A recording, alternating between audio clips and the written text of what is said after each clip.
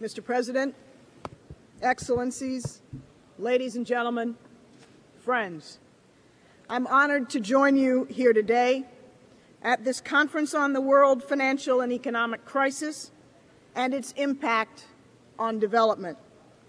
The United States has placed the highest priority on this issue, which we all have a stake in addressing with seriousness and dedication.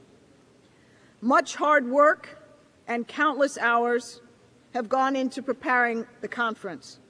Let me join other delegations in offering sincere thanks to the co-facilitators, the permanent representatives of the Netherlands and St. Vincent's and Grenadines, for their tireless management of this process, and to all who have dedicated themselves over recent weeks to see a successful outcome.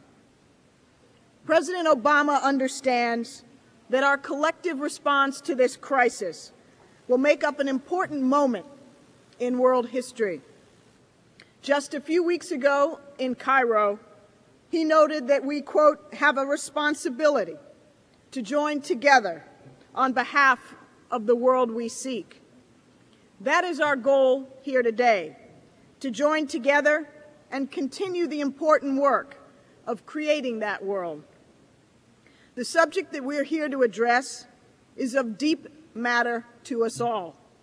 We understand that this conference is particularly important for addressing the needs of the world's most vulnerable populations. It offers a truly global platform to discuss how the financial crisis has affected all countries, and it gives us all a chance to exchange views on how to respond. The United States is here to participate in this important conversation, to listen, to exchange, to work with you in a spirit of cooperation. We recognize that many countries around the world, especially the poorest and most vulnerable, are struggling to manage and respond effectively to the crisis, and we are working in many venues to address its causes and its consequences. The United States supports multilateral efforts to increase the coherence of economic, social, and sustainable development policies across the globe. Several global and regional fora now further address this goal, such as the UN General Assembly, the UN's Commission on Sustainable Development, the UN's Commission on the Status of Women, ECOSOC's Annual Ministerial Review, the G8, the G20, the Development Committee of the World Bank, and the IMF's International Monetary and Financial Committee. Each of these organizations has its own strengths and mandate, and all enjoy representation from both developing and developed countries. The UN's universal membership and its well-institutionalized intergovernmental process gives it a unique advantage in responding to many dimensions of the crisis. Our dialogue here should focus on finding practical ways to mitigate the development consequences of the current crisis and to see the UN perform its crucial development roles with new urgency. The UN is a unique forum where all voices, small and large countries alike, can be heard. We also believe that we should use every instrument at our disposal to tackle different dimensions of the crisis. We're working through the G20, for example, to coordinate policy and build consensus as part of an overall strategy for addressing the worst economic and financial crisis the world has seen in decades.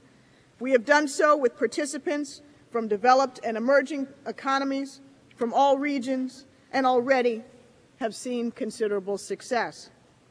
One of the most important results of this conference today should be to increase mutual understanding and communication, not only between the UN and the G20, but also among the many organizations working on the global response to the crisis.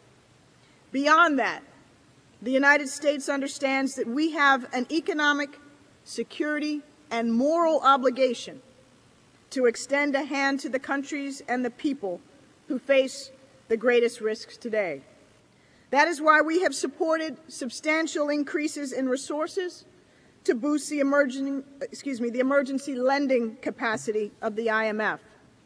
That is why we have backed increases to help regional development banks accelerate lending of their own. These are challenging times, but the United States remains committed to substantially increasing our own official development assistance, despite the fiscal impact of the current crisis.